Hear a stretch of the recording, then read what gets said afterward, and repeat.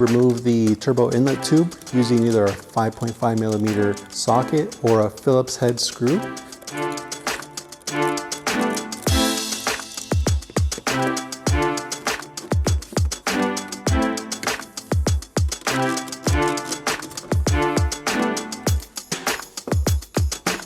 Remove the upper portion of the airbox and filter by using an 8mm socket or once again a Phillips head screwdriver.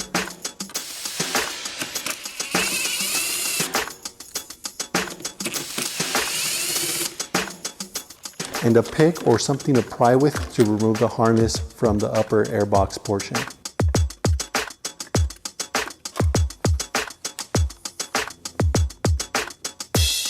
Next, we'll go ahead and remove two 10mm bolts with big washers on them.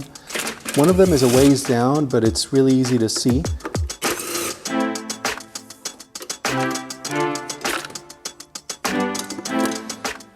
And try to pull up from the bottom portion, otherwise the airbox might come in half on you.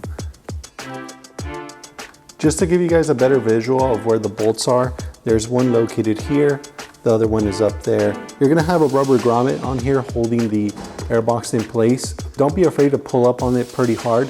This grommet usually stays on the chassis, so make sure you reinstall that here once you put everything back.